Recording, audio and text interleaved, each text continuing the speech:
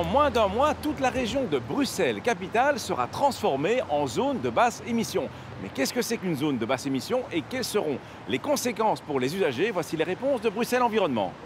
Une zone de basse émission, c'est tout simplement interdire l'accès sur tout le territoire de la région de Bruxelles-Capitale aux véhicules les plus polluants, c'est-à-dire les voitures, les camionnettes, mais aussi par exemple les bus, les cars. C'est une mesure qui est progressive, ça veut dire qu'on va commencer en janvier par d'abord les véhicules diesel les plus polluants qui datent d'il y a plus de 20 ans.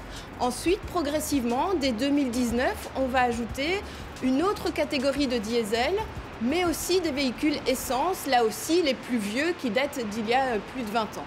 En 2025, on n'accepte plus que les véhicules diesel à partir de la norme Euro 6. Par contre, pour les véhicules essence, on acceptera les véhicules Euro 3. Les informations sur la zone euro de votre véhicule se trouvent sur votre certificat d'immatriculation ou sur le certificat de conformité. En visitant le site lez.brussels, vous pourrez contrôler si votre véhicule est concerné par la zone de basse émission et à partir de quand. Et vous y trouverez aussi un numéro de téléphone qui vous permettra d'avoir en ligne un call center pour de plus amples explications. Mais que faire si vous constatez que votre véhicule ne peut déjà plus rouler en 2018 sur la région de Bruxelles-Capitale? Pas de panique, il y a une période d'adaptation. Ça veut dire que les premières amendes ne sont prévues qu'en octobre. On laisse le temps aux gens de trouver une solution.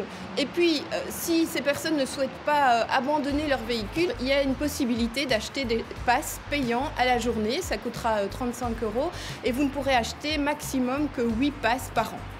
Quant au contrôle, il s'effectuera avec 180 caméras dispersées sur tout le territoire de la région bruxelloise. Ces caméras liront les immatriculations pour les comparer aux données connues des véhicules et pourront donc ainsi repérer ceux qui ne sont pas autorisés à la circulation. À terme, une partie des Bruxellois seront bien obligés de changer de véhicule, mais heureusement, des aides sont prévues.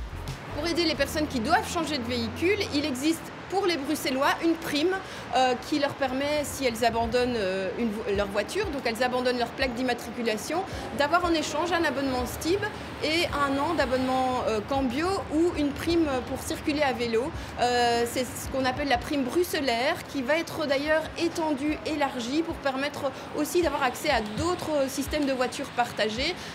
Il y a pour l'instant environ 12 000 Bruxellois qui ont fait appel depuis l'entrée en vigueur de cette prime. Que retenir? Eh bien que progressivement, seuls les automobiles équipés de moteurs diesel ou essence parmi les moins polluants seront encore admises dans les rues de la capitale. À terme, cette mesure devrait améliorer la qualité de l'air dans le Grand Bruxelles et autant s'y faire directement car de plus en plus de grandes villes adoptent ce système, comme c'est déjà le cas à Anvers. Y a-t-il une méthode pour quitter ou rejoindre son véhicule en stationnement du côté de la chaussée?